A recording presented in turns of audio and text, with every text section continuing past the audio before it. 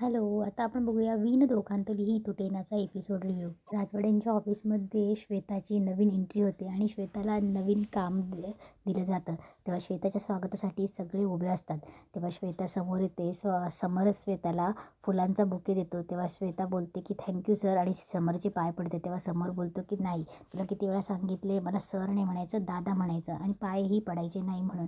तेवढ्यात समर स्वानंदीची TNA तक्रार निवारण अधिकारी म्हणून जी निवड करतो, तेव्हा तो स्टाफच्या सगळ्या मुलींना आणि मुलांना सांगत असतो की Saturday Sunday Swanandi madam available असतील आणि तुम्ही तुमच्या ज्या काही तक्रार असतील त्या स्वानंदी मॅडमकडे न घाबरता सांगू शकतात. तेव्हा समर सगळ्या मुलींना सांगत असतो की अंशुमन जरी माझा भाऊ असेल, तुम्हाला असं वाटत असेल की मी त्याला पाठीशी घालतोय, पण नाही, श्वेतासोबत तो जे काही वागला आहे त्याबद्दल मला खूप राग आहे आणि तुम्ही सगळ्या मुली, तुम्हाला एवढं पण नाही कळलं का की आपल्यासोबत काहीतरी चुकीचं होतं आहे, अन्यायाविरुद्ध आपल्याला लढायला पाहिजे.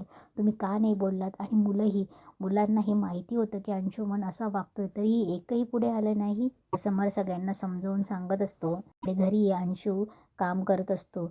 रोहिणी येते आणि अंशूला सांगते की सर, तुमचं एवढं काम झालं, भांडी पुसून झाले की एवढी लादी पुसून घ्यायची तुम्हाला सर्वी.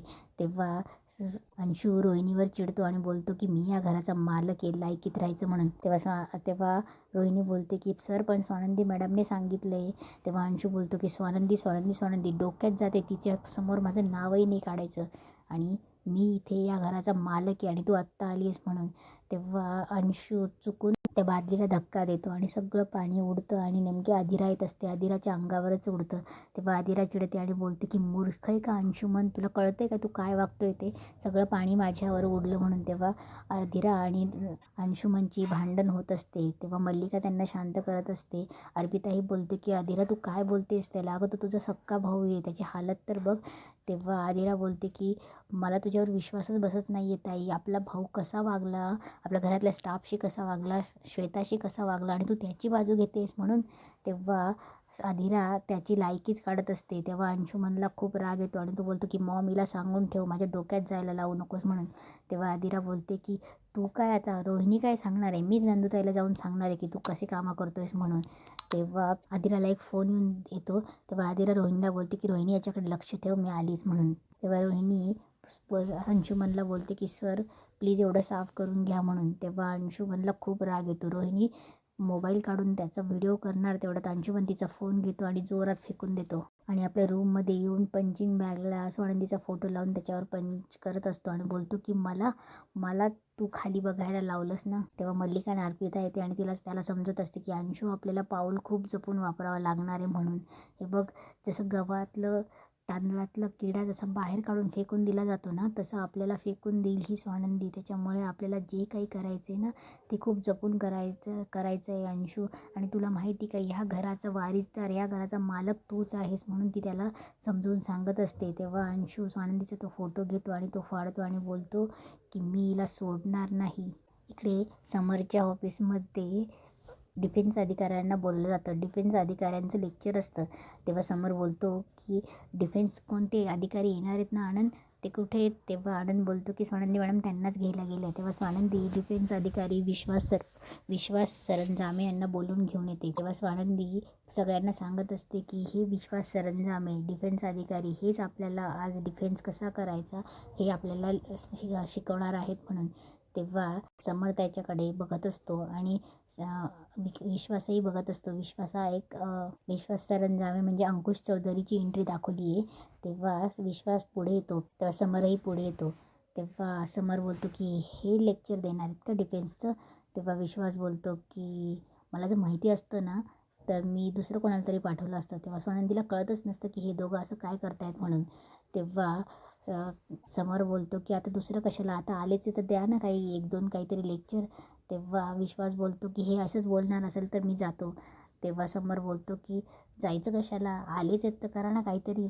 तेव्हा विश्वास बोलतो की बघा मॅडम, हे असं बोलणार असेल तर मी इथे थांबणारही नाही. तेव्हा समर बोलतो की जा निघून. तेव्हा विश्वास बोलतो की जातो आहे मी. तेव्हा स्वानंदी येते आणि बोलते की शाहू राजवाडे काय करतायत तुम्ही? तेव्हा ती विश्वासला सांगत असते की थांबा हं, 2 मिनटं द्या मला फक्त. आणि बोलते की अहो राजवाडे आपल्याला डिफेन्सचं लेक्चर देण्यासाठी आले आहेत आणि आपणच बोलवले आहेत ना, मग तुम्ही असं का करतायत म्हणून. तेव्हा विश्वास आणि समर एकमेकांकडे बघतो आणि जोरजोरात हसायला लागतात आणि एकमेकांना टाळी देतात. तेव्हा स्वानंदीला काहीच कळत नसतं, ती आनंदकडे बघते. तेव्हा विश्वास आणि राजवाडे एकमेकांकडे बघतात. तेव्हा समर बोलतो की अहो स्वानंदी मॅडम, विश्वास हा माझा लहानपणाचा मित्र आहे.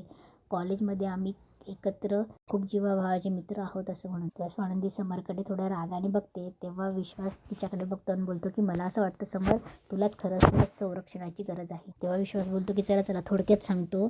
महत्त्वाची गोष्ट म्हणजे जेव्हा कधी एखादं संकट येतं तेव्हा मेंदू 3 प्रकारे रिॲक्ट करतो. फ्रीज, फाईट और फ्लाईट. म्हणजे घाबरून थिजून उभं राहणं, पळून जाणं किंवा फाईट करणं. म्हणजे आपण आता इथे फाईट करणं शिकणार आहोत. मुळात भीती ही डोक्यातून काढून टाकली पाहिजे. कुठलंही संकट आलं, कुणीही वार केला, कुणीही अचानक समोर आलं तर घाबरून जायचं नाही.